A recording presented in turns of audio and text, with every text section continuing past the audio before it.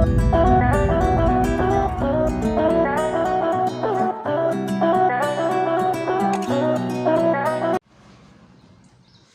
Good morning students. कल हम लोगों ने इकोनॉमिक्स में दो मेथड देखे थे। Method of collection of primary data देखा था, डायरेक्ट पर्सनल इन्वेस्टिगेशन और इनडायरेक्ट ओरल इन्वेस्टिगेशन, दो देखे थे। चलिए, आज हम तीसरा मेथड लेंगे, information from correspondent. Information from correspondents, ठीक है, ये आपका मेथड है। इंफॉर्मेशन फ्रॉम करस्पॉन्डेंट्स का मतलब होता है कि जब आपको डेटा की नीड या जब आपको इंफॉर्मेशन रेगुलर बेसिस पे चाहिए होती है, कहीं की किसी भी एरिया की अगर आपको इंफॉर्मेशन रेगुलर बेस पे चाहिए होती है, तब वहाँ पे जो मेथड अप्लाई किया जाता है डेटा कलेक्शन के लिए, उसको बोलते हैं इंफॉर्मेशन फ्रॉम करस्पॉन्डेंट। मतलब कि जो इंफॉर्मेशन है वो कलेक्ट की जाएगी अपने करस्पॉन्डेंट के थ्रू। मतलब कि इस मेथड में क्या होता है, एक इन्वेस्टिगेटर होता है, इन्वेस्टिगेटर अपने कुछ एजेंट्स या अपने कुछ इन्यूमरेटर्स हायर कर लेता है और उनको डिफरेंट टाइप्स के एरिया में जहाँ जहाँ पे उसे इंफॉर्मेशन चाहिए होती है वहाँ वह उनको अपॉइंट कर देता है, ठीक है। ये 1, ये 2, ये 3, ये 4। और फिर क्या होता है, रेगुलर बेसिस पे या डेली बेसिस पे जैसी भी इंफॉर्मेशन चाहिए वो इनसे वो कलेक्ट कर लेता है। तो देखिए, इंफॉर्मेशन फ्रॉम करस्पॉन्डेंट मतलब है कि इस केस में जो इन्वेस्टिगेटर है वो इंफॉर्मेशन कलेक्ट कर रहा है, कहाँ से, अपने करस्पॉन्डेंट के थ्रू कर रहा है और इसको वो रेगुलर बेसिस पे करता है कलेक्ट, ठीक है। जब आपको किसी भी डेटा जो कि रेगुलर बेसिस पे डेटा की इंफॉर्मेशन आपको चाहिए होती है, तब आप वहाँ पे इंफॉर्मेशन फ्रॉम करस्पॉन्डेंट का टर्म यूज करते हैं। क्योंकि अगर आपको रेगुलर बेसिस पे इंफॉर्मेशन चाहिए, अगर आपको दिल्ली में क्या हो रहा है, अगर आपको उसकी रेगुलर इन्फॉर्मेशन चाहिए, तब आप वहाँ पे DPI मेथड अप्लाई नहीं कर पाएंगे, डायरेक्ट पर्सनल इन्वेस्टिगेशन नहीं कर पाएंगे, क्योंकि आप दिल्ली नहीं जा पाएंगे या दिल्ली मुंबई नहीं जा पाएंगे, ठीक है। सेम इनडायरेक्ट ओरल इन्वेस्टिगेशन भी नहीं कर पाएंगे, क्योंकि आपका कोई डेली ऐसा नहीं होगा कि जो आपको मुंबई और दिल्ली के बारे में डेली आपकी इन्फॉर्मेशन कलेक्ट प्रोवाइड कर दे। तो तब आपका क्या करते हैं, अगर आपको एक लार्ज एरिया की इंफॉर्मेशन वो भी डेली बेसिस पे कलेक्ट करनी है, रेगुलर बेसिस पे कलेक्ट करनी है, तब आप वहां पे क्या करते हैं, इंफॉर्मेशन फ्रॉम करस्पॉन्डेंट। ये मेथड जो है ज़्यादातर जो आपका ऐसी एजेंसीज अप्लाई करती हैं जिन एजेंसीज को रेगुलर बेसिस पे या डेली बेसिस पे उनको इंफॉर्मेशन कलेक्ट करनी होती है। जैसे कि आपकी न्यूज रिपोर्टर्स, न्यूज चैनल बोल देते हैं, न्यूज चैनल जैसे मान लीजिए NDTV है, वैसे सभी हैं NDTV के, कहाँ NDTV है। अब NDTV को क्या चाहिए, डेली उसको रिपोर्टिंग करनी है, not only Delhi, not only Mumbai, उसे क्या करनी है, ऑल ओवर इंडिया की करनी है, साथ साथ उसे फॉरेन की भी करनी है। तो क्या करते हैं वो लोग, अब ये है, अब इसका इन्वेस्टिगेटर कौन है, इसका इन्वेस्टिगेटर जिसका चीफ होगा, चीफ एडिटर होगा, वो इन्वेस्टिगेटर है, उसे क्या चाहिए, इन्फॉर्मेशन चाहिए। बट ऐसा तो नहीं है कि जो NDTV का जो चीफ है वो डेली के डेली ही इंग्लैंड चला जाता हो, डेली मुंबई चला जाता हो इन्फॉर्मेशन लाने। तो फिर ये क्या करता है, यहाँ का जो इन्वेस्टिगेटर है वो इन्फॉर्मेशन कलेक्ट करने के लिए अपने एजेंट्स को अपॉइंट करता है। कहाँ का एजेंट्स अपॉइंट करता है, जिस एरिया को चाहिए होती है। जैसे कि एक अपॉइंट कर देगा मुंबई में, एक कर देगा दिल्ली में, एक चेन्नई में, ऐसे ही कर देगा। फिर ये लोग भी, मुंबई वाले भी क्या करेंगे, मुंबई के डिफरेंट एरिया में कर देंगे, ये लोग भी दिल्ली में कर देंगे, ऐसे चेन्नई में, ऐसे डिफरेंट एरिया में कलेक्ट जो करस्पॉन्डेंट होते हैं उनको कलेक्ट रख दिया जाता है, ठीक है। अब देखिए, करस्पॉन्डेंट के थ्रू क्या होगा, ये करस्पॉन्डेंट जो होंगे उसके, ये इन्फॉर्मेशन डेली बेस पे मुंबई वाले के जो इसको देंगे, उसको इन्वेस्टर्स को देंगे, और ये क्या करेगा, इसको प्रोवाइड कर देगा। तो देखिए, रेगुलर बेसिस पे और डेली की इन्फॉर्मेशन प्रोवाइड हो जा रही है इन्वेस्टिगेटर को। इसी वजह से क्या है कि जो ऐसा कोई भी डेटा कलेक्शन का मेथड जिसमें आपको रेगुलर बेसिस पे अगर इन्फॉर्मेशन चाहिए होती है, रेगुलर बेसिस पे अगर आपको डेटा चाहिए होते हैं, तब आप वहाँ पे इन्फॉर्मेशन फ्रॉम करस्पॉन्डेंट्स यूज करते हैं मेथड, ठीक है। जैसे कि न्यूज रिपोर्टर्स हो गए, पीरियोडिकल्स हो गए, जैसे कि स्टॉक एक्सचेंज, आपको पता करना रेट क्या चल रहा है, तो स्टॉक एक्सचेंज में रेट क्या होता है, डेली बेसिस पे चेंज होता है, तो वहाँ की डेली रिपोर्ट्स पता करनी होती है। मार्केट का क्या रेट चल रहा है वो पता होना चाहिए। पॉलिटिक्स की क्या स्थिति चल रही है उसके बारे में पता करना होता है। तो यही सब सिचुएशन है जहाँ पे आपको अगर डेली बेसिस पे या रेगुलर बेसिस पे इंफॉर्मेशन कलेक्ट करनी होती है तो आप क्या करते हैं, वहाँ पे अपने करस्पॉन्डेंट्स को हायर करके रख देते हैं। ठीक है, तो ऐसे मेथड को उसको अप्लाई किया जाता है। अब ये मेथड कहाँ सुटेबल होता है, मतलब कि ये मेथड आपका सबसे ज़्यादा सुटेबल कहाँ होता है। आप इसका एग्जांपल तो समझ लिए ना कि जहाँ पे आपको इन्फॉर्मेशन डेली बेसिस पे या रेगुलर बेसिस पे कलेक्ट करनी होती है और वहाँ पे इस मेथड को आपको फॉलो किया जाता है। ठीक है, जैसे आपको ये पता करना है कि एग्रीकल्चर की क्या सिचुएशन चल रही है तो उसको निकालेंगे, प्राइसेस में क्या चल रहा है, प्राइसेस में अप हो रहा है डाउन हो रहा है, ये सब क्या है डेली बेसिस पे है। तो इन सब के लिए आपका ये चैनल सबसे अच्छा इम्पॉर्टेंट होता है। ठीक है, तो इंफॉर्मेशन फ्रॉम कॉरस्पॉन्डेंट का है कि इस मेथड में इन्वेस्टिगेटर अपने कुछ कॉरस्पॉन्डेंट्स को अपॉइंट कर देता है, हायर कर देता है और रेगुलर बेसिस पे कॉरस्पॉन्डेंट्स क्या करते हैं, इन्फॉर्मेशन को कलेक्ट करते हैं और उसको सेंड कर देते हैं इन्वेस्टिगेटर को, और इन्वेस्टिगेटर को वो रेगुलर बेसिस पे इन्फॉर्मेशन प्रोवाइड हो जाती हैं। ये मेथड जो ज़्यादातर है वो न्यूज़ चैनल ज़्यादातर अप्लाई करते हैं और आपके एजेंसियाँ भी अप्लाई करते हैं जिन एजेंसीज को डेली बेसिस पे इन्फॉर्मेशन चाहिए होती है। जैसे प्राइसेस की इन्फॉर्मेशन चाहिए होती है, आपके स्टॉक मार्केट की इन्फॉर्मेशन चाहिए होती है, आपका एग्रीकल्चर में क्या चल रहा है, बिजनेस ऑर्गेनाइजेशन की क्या रिपोर्ट्स आ रही हैं, इन सब के लिए चल रहा है कि उनका आउटपुट क्या जा रहा है। ठीक है, ये मेथड सुटेबल कहाँ कहाँ है, तो सुटेबल के लिए देखिए पहला क्या है, जहाँ पे इंफॉर्मेशन आपको डेली बेस पे रिक्वायरमेंट होती है। ठीक है, जहाँ इंफॉर्मेशन आपको डेली रिक्वायर्ड होती है, ठीक है, तो वहाँ पे आपका ये मेथड सबसे ज़्यादा सुटेबल पाया जाता है। अगर इंफॉर्मेशन आपको डेली बेसिस पे रिक्वायर्ड है, ठीक है, आपको डेली इंफॉर्मेशन की रिक्वायरमेंट है, तब आपका कौन सा मेथड सुटेबल होगा, इन्फॉर्मेशन फ्रॉम करस्पॉन्डेंट। ठीक है, दूसरा है कि जब एरिया लार्ज होता है, लार्ज थोड़ा नहीं, बहुत लार्ज, वेरी लार्ज। ठीक है, जब आपका एरिया बहुत लार्ज होता है तब आपका इन्फॉर्मेशन फ्रॉम करस्पॉन्डेंट्स यूज किया जाता है।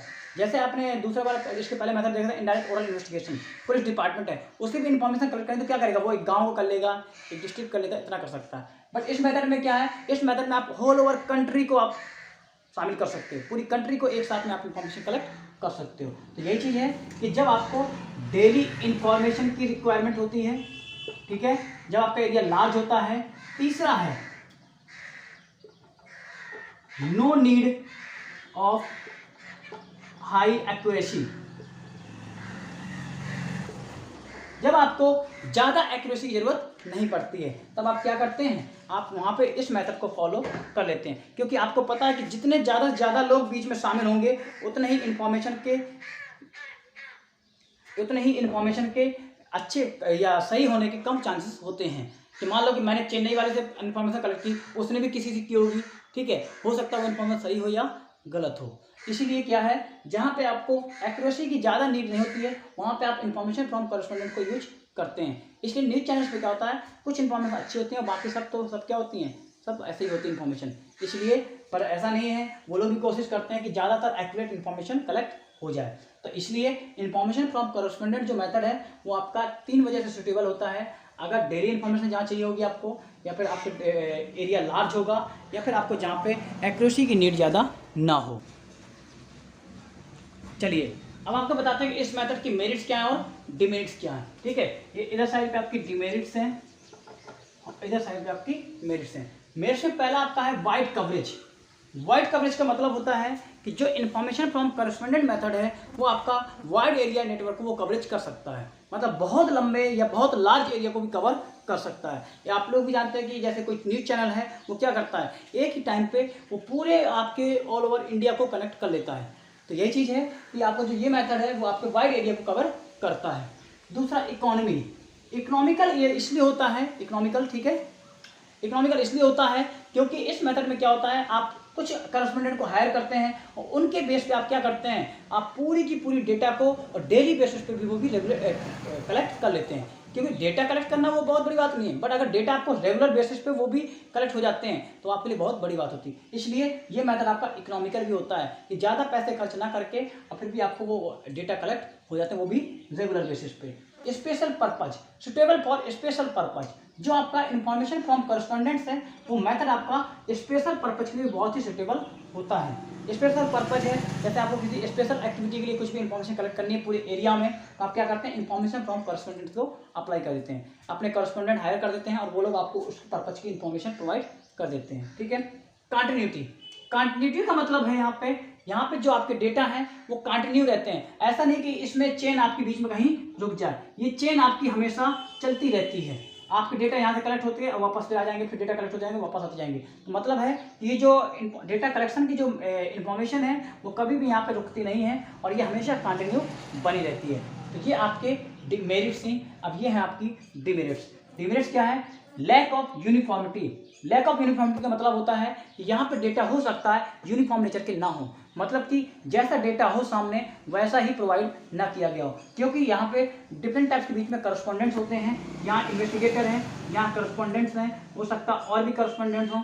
इसने इन्फॉर्मेशन कुछ दी, इसने कुछ दिया, इसने कुछ दिया, तो हो सकता है यही वजह है कि आपकी जो यूनिफॉर्मिटी होती है डेटा की, इन्फॉर्मेशन की, वो यहाँ पे पाई नहीं जाती है। Danger of partiality. Danger of partiality का मतलब यहाँ पे कि जो आपके करस्पॉन्डेंट्स हैं वो पार्शियलिटी ना कर दें। अगर उनने अपनी पार्शियलिटी कर दी तो हो सकता है वो अपने एरिया के डेटा को वो सही से ना दिखाएं। जैसे कि कोई करस्पॉन्डेंट्स हैं, मान लो वो किसी पॉलिटिकल पार्टी से रिलेटेड है, मान लीजिए जैसे कोई बीजेपी का कोई करस्पॉन्डेंट्स है, मतलब कि करस्पॉन्डेंट तो है एनडीटीवी का, बट वो क्या है, वो धारा किसकी मानता है, बीजेपी की विचारधारा पे चलता है। तो वो क्या करेगा, वो ऐसी इंफॉर्मेशन प्रोवाइड करेगा कि वो दूसरी तरीके की, या सेम कांग्रेस का है, ठीक है, वो अपने अकॉर्डिंग विचारधारा को उसमें रिप्रेजेंट करेगा। मतलब कि यही चीजें हैं कि अगर जो आपका करस्पॉन्डेंट है अगर वो पार्शियलिटी नहीं करता है तब तो इन्फॉर्मेशन बहुत अच्छी करेक्ट आएंगी, बट क्या होता है यहाँ पे ज़्यादातर चांसेस होते हैं पार्शियलिटी के होने के, इसलिए डेंजर ऑफ पार्शियलिटी का यहाँ पे बना रहता है। क्योंकि यहाँ पे लोग क्या होते हैं, वो भेदभाव कर देते हैं या पार्शियलिटी कर देते हैं अपने एरिया के according. Lack of accuracy of high degree. जब आपको हाई डिग्री की एक्यूरेसी यहाँ पे नहीं मिलती, यहाँ पे एक्यूरेसी तो मिल जाएगी, अच्छी मिल जाएगी, बट क्या अगर हाई डिग्री चाहिए कि आपको नहीं, आपको 99% की एक्यूरेसी मिले तो आपको वो नहीं मिल पाएगी। 99% से ऊपर की एक्यूरेसी आपको कहाँ मिलेगी, डायरेक्ट पर्सनल इन्वेस्टिगेशन मेथड में, वहाँ पे आप खुद से इन्फॉर्मेशन कलेक्ट करते हैं। फिर आपका है, इसमें आपकी इन्फॉर्मेशन अच्छे से कलेक्ट नहीं होती है एक्यूरेसी। फिर आपका है टाइम कंज्यूमिंग। जो आपका ये मेथड है इन्फॉर्मेशन फ्रॉम कॉन्फिडेंस, ये आपका टाइम कंज्यूमिंग ज़्यादा होता है, क्योंकि आपको पता है कि चेन्नई से, मुंबई से, दिल्ली से सभी से इन्फॉर्मेशन कलेक्ट करनी है, वो किसी और से कलेक्ट कराएंगे, वो किसी और से कलेक्ट कराएंगे, वो किसी और से कराएंगे, फिर इनके थ्रू वापस आएगी भी, ठीक है। तो इसमें क्या है कि ज़्यादा से ज़्यादा हमारा टाइम कंज्यूम हो जाता है, इसलिए ये प्रोसेस क्या है, थोड़ा सा टाइम कंज्यूमिंग है। बट क्या है, ये आपके इसलिए भी बहुत अच्छी है क्योंकि ये आपके वाइड एरिया को कवर कर लेती है, ठीक है। अब चलिए बताते हैं इसकी प्रिकॉशंस, इसमें क्या क्या रखनी चाहिए। अगर आप इस मेथड को फॉलो करना चाहते हैं, इस मेथड को अप्लाई करना चाहते हैं, तो आपको क्या क्या प्रॉब्लम्स को या क्या क्या प्रिकॉशन आपको रखनी चाहिए। जैसे कोई भी न्यूज़ चैनल है, जैसे मान लीजिए NDTV है, आज तक है, DD न्यूज़ है, अगर ये मेथड फॉलो कर रहे हैं तो इन्हें क्या क्या प्रिकॉशन रखनी चाहिए। सबसे पहली प्रिकॉशन ये होती है कि जो इन्होंने करस्पॉन्डेंट्स हायर किया है, वो करस्पॉन्डेंट्स क्या होना चाहिए, बहुत ही अच्छे ढंग से उसको आपको हायर करना चाहिए। मतलब कि प्रॉपर पहले उसके बारे में जानना चाहिए, तब उसके बाद उसको हायर करना चाहिए, तब उसको आपको अपॉइंट करना चाहिए। तो मतलब है कि करस्पॉन्डेंट को अपॉइंट करते टाइम भी आपको प्रिकॉशन ध्यान रखनी है कि वो जो करस्पॉन्डेंट है वो कैसा है, ठीक है। दूसरा है कि करस्पॉन्डेंट क्या होना चाहिए, पर्सनल बियास वाला ना होना चाहिए, पार्शियलिटी करने वाला करस्पॉन्डेंट ना हो, कि मतलब वो क्या करे, पार्शियलिटी करने लगे, ये चीज़ें नहीं होनी चाहिए। तीसरा है आपका जो आपका करस्पॉन्डेंट्स है वो जब इंफॉर्मेशन कलेक्ट करेगा जब सामने वाले पर्सन से, तो जो रिस्पॉन्डेंट होंगे सामने, जो रिस्पॉन्डेंट होंगे वो केवल एक नहीं होना चाहिए, रिस्पॉन्डेंट एक से ज़्यादा होना चाहिए, मतलब लार्ज नंबर ऑफ रिस्पॉन्डेंट वहाँ पे नीड होती है, ठीक है। तो यही है कि जब आप करस्पॉन्डेंट मेथड अप्लाई करते हैं तो रिस्पॉन्डेंट भी होने चाहिए, वो रिस्पॉन्डेंट भी क्या होना चाहिए, लार्ज नंबर होने चाहिए और अच्छे होने चाहिए। इसके बाद है जो आपका इन्वेस्टिगेटर है और जो आपका करस्पॉन्डेंट है, वो बहुत कम ऐसे केसेस आए कि जब वो लोग अपने पर्सनल ओपिनियन का उसमें अप्लाई करें, उन्हें अपने पर्सनल ओपिनियन को उसमें अप्लाई नहीं करना चाहिए, ठीक है।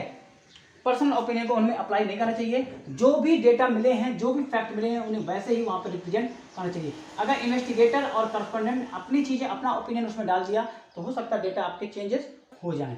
एंड द लास्ट वन होता है कि जो आपका करस्पॉन्डेंट है वो जो आपकी प्रॉब्लम है, जो स्टडी का माध्यम है, जो स्टडी आप करना चाहते हैं उसके लिए वो फैमिलियर होना चाहिए, उस स्टडी से वो अपना रिलेशन रखता हो। ऐसा नहीं कि उसे स्टडी का कोई मतलब नहीं है, वो सोचे कि मिल जाएगा डेटा तो ठीक है, नहीं मिलेगा तो ठीक है। यही चीज़ है कि आपके 4-5 ये प्रिकॉशन हैं जिनको आपको रखनी चाहिए जब आप इंफॉर्मेशन फ्रॉम करस्पॉन्डेंट मेथड को अप्लाई करते हैं। ठीक है, अब इसके बाद आपको दूसरा बताते हैं टेलीफोनिक इंटरव्यू।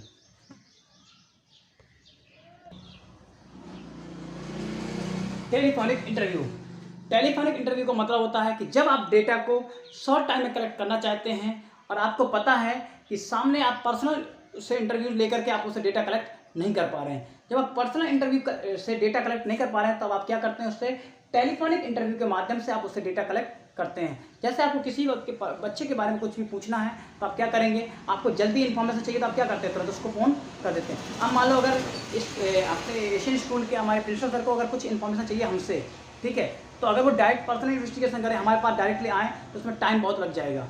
तो फिर ऐसे बारे में वो क्या कर सकते हैं, वो डायरेक्टली हमको फ़ोन करके और वो हमसे इन्फॉर्मेशन कलेक्ट कर सकते हैं। तो जब वो हमसे फ़ोन करके इन्फॉर्मेशन कलेक्ट करेंगे तो इसको बोलते हैं टेलीफोनिक इंटरव्यू।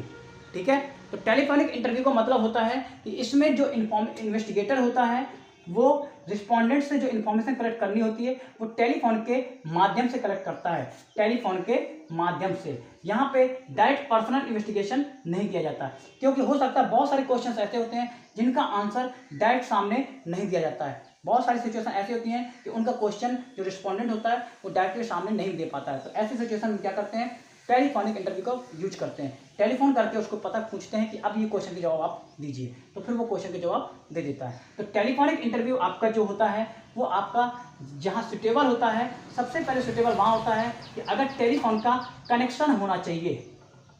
अगर मान लो टेलीफोन का स्ट्रॉन्ग कनेक्शन नहीं है तो आपका इंटरव्यू नहीं हो पाएगा। हमें किसी से फ़ोन के बारे में कुछ पूछना है, उस पर्सन के बारे में, हम फ़ोन लगा रहे हैं, उसका फ़ोन स्विच ऑफ आ रहा है, नेटवर्क एरिया से बाहर आ रहा है, तो मतलब क्या, उसके साथ इंटरव्यू हमारा नहीं पाएगा। तो अगर हमें टेलीफोनिक इंटरव्यू करना है तो हमारे पास टेलीफोन का कनेक्शन का चाहिए, बहुत ही स्ट्रांग होना चाहिए। साथ ही साथ ये मेथड सुटेबल वहाँ होता है जहाँ पे आपको शॉर्ट टाइम में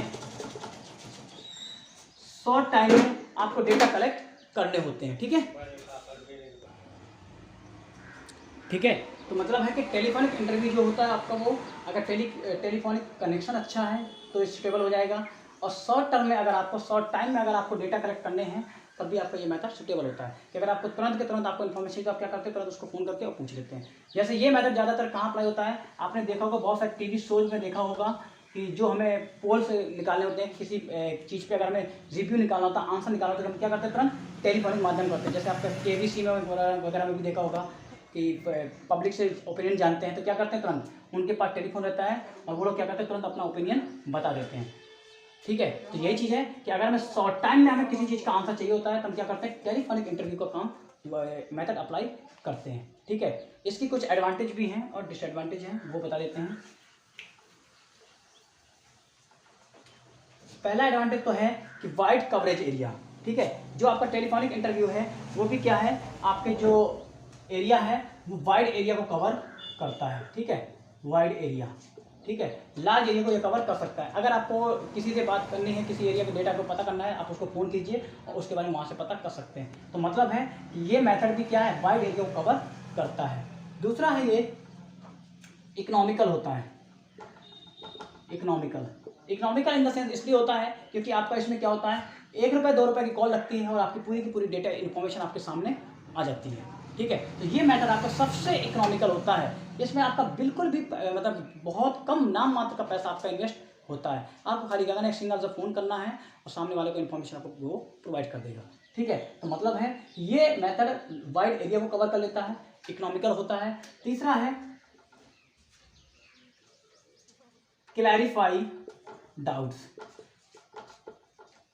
बहुत सारे जो डाउट्स होते हैं मन में कि ऐसी इन्फॉर्मेशन ये सही है या नहीं है, तो इस मेथड के द्वारा हम अपने डाउट्स को भी क्लियर कर लेते हैं। अगर जैसे आप लोगों को भी है कि अगर आपने वीडियो देखा, अगर आपको कोई डाउट होता है तो आप क्या करें, आप सीधी डायरेक्टली हमको फ़ोन करके पूछ लेते हैं। तो मतलब क्या है, जब फ़ोन करके आप हमको पूछेंगे तो आपका डाउट तुरंत क्लियर हो जाएगा। तो यही चीज़ है कि टेलीफोनिक इंटरव्यू में क्या होता है, जो डाउट्स होते हैं उनको भी क्लैरिफाई कर लिया जाता है। ठीक है, उन मेथड को भी, उनको भी डाउट्स को भी क्या करते हैं, क्लैरिफाई कर लेते हैं। ठीक है, इसके बाद अब इसकी कुछ आती हैं डिसएडवांटेज। इसकी डिसएडवांटेज क्या है,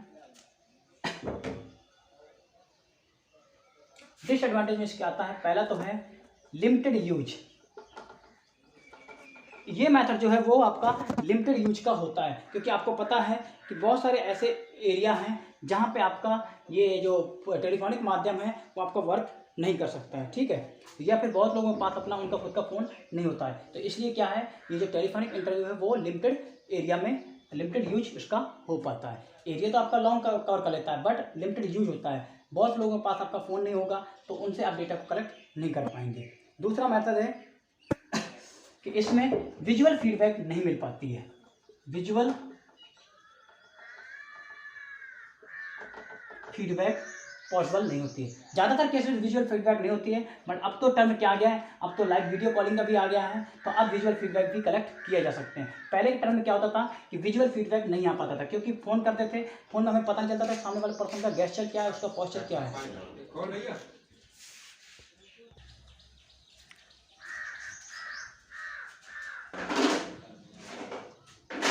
ठीक है, तो इसमें क्या है कि विजुअल फीडबैक की प्रॉब्लम हो जाती है। बट अब क्या है, अब नाउ डे लाइव कॉलिंग हो जाती है, तो इसमें विजुअल फीडबैक का अब इसमें कोई ऑप्शन नहीं रहेगा। हाँ, इसमें एक प्रॉब्लम और होती है कि कनेक्शन बहुत प्रॉब्लम करते हैं, कनेक्शन में प्रॉब्लम होती है। जैसे आप कॉलिंग कर रहे हैं तो आपका कनेक्शन नहीं आएगा, तो आपकी ये प्रॉब्लम आपको क्रिएट हो जाती है, ठीक है। तो ये आपके दो मेथड थे, आप इन दो मेथड को पढ़ेंगे अच्छे से। इसके बाद आपके जो मेथड रह जाते हैं, क्वेश्चनर मेथड है, वो आपके नेक्स्ट वीडियो में बताएंगे, ठीक है। जो डाउट होंगे आप उनको शाम के पूछेंगे, ठीक है।